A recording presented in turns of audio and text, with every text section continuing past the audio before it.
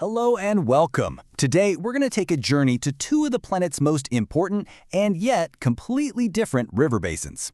We're going to be exploring the lush, dense world of the Amazon in South America and then jumping over to the sprawling, populated plains of the Ganga-Brahmaputra in the Indian subcontinent. You know, this quote right here really nails what we're exploring today. It's the perfect way to kick things off because even with all the incredible differences in geography and culture we're about to see, the human story in these places, it's fundamentally the same. So, here's how we're going to break it down.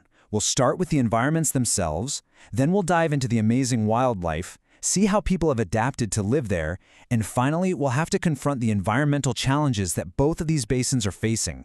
Let's get right into it. Okay, first things first. We need to get our bearings, right? We have to understand the basic geography and climate that really shape everything else that happens in these two places. So on the left, you've got the immense Amazon basin. We're talking the largest in the world, covering a huge chunk of South America. And on the right, the Ganga-Brahmaputra basin, nestled in the Indian subcontinent. Just two massive, vital life support systems on totally opposite sides of the planet. And here's where it gets fascinating. The climate basically dictates everything. The Amazon, since it's sitting right on the equator, is hot and wet all year long. I mean, think about it. It rains almost every single day.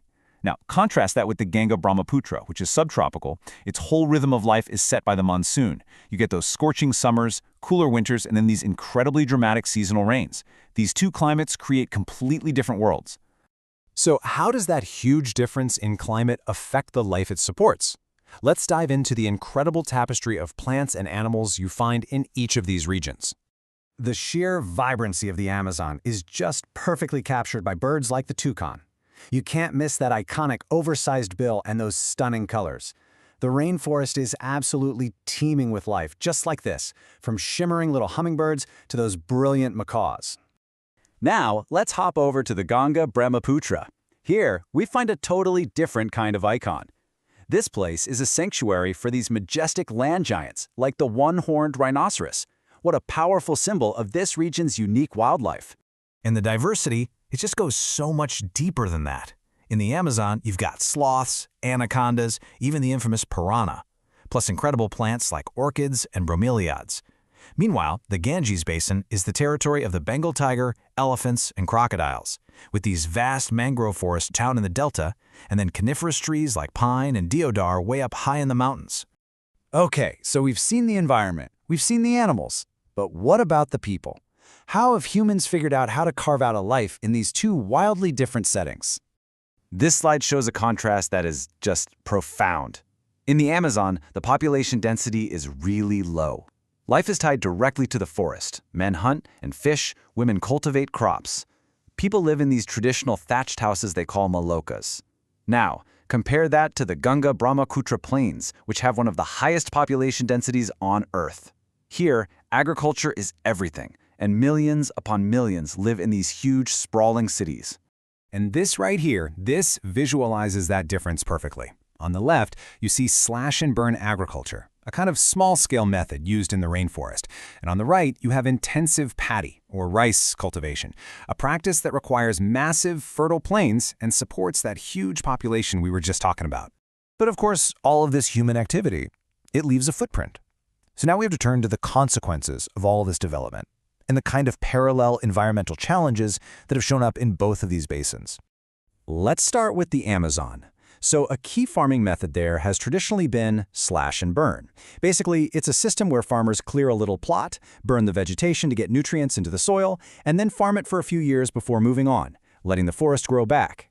And you know, for centuries, when it was done on a small scale, this was actually pretty sustainable. But modern development changed everything. When the Trans-Amazon Highway was built back in 1970, it opened the rainforest up to huge-scale activity, way beyond traditional farming. And this has led to this widespread, gradual destruction, turning these incredible forests into barren landscapes as that protective topsoil just washes away. Now, the story of human impact over in the Ganga-Brahmaputra basin is different, but the pressure is just as intense. See here, development didn't mean highways cutting through a forest. It meant the rise of massive cities right on the riverbanks, places like Allahabad, Kanpur, and Varanasi, each one with over 1 million people. And that kind of rapid urbanization has led to a critical challenge: pollution. Water waste from cities and industries often gets discharged straight into the rivers, and the effects are devastating. You can see it in the wildlife. The suzu, a kind of blind dolphin whose very presence means a river is healthy, is dying out from all the chemical pollution. And you can see it in the people too. Fishermen like Binod are finding their livelihoods are threatened by the very same pollutants. So where does all of this leave us? We've seen two totally distinct worlds, and each one is facing a crisis that's unique, but also deeply connected. Let's bring it all together. This right here, this really captures the key takeaway. It doesn't matter if it's the chainsaws of deforestation in the Amazon or the pipes of industrial pollution in the Ganga. Both of these vital, life-giving river basins are under severe threat from human activity. They're on two very different paths, but it feels like they're heading toward a dangerously similar destination. And that leaves us with this final critical question.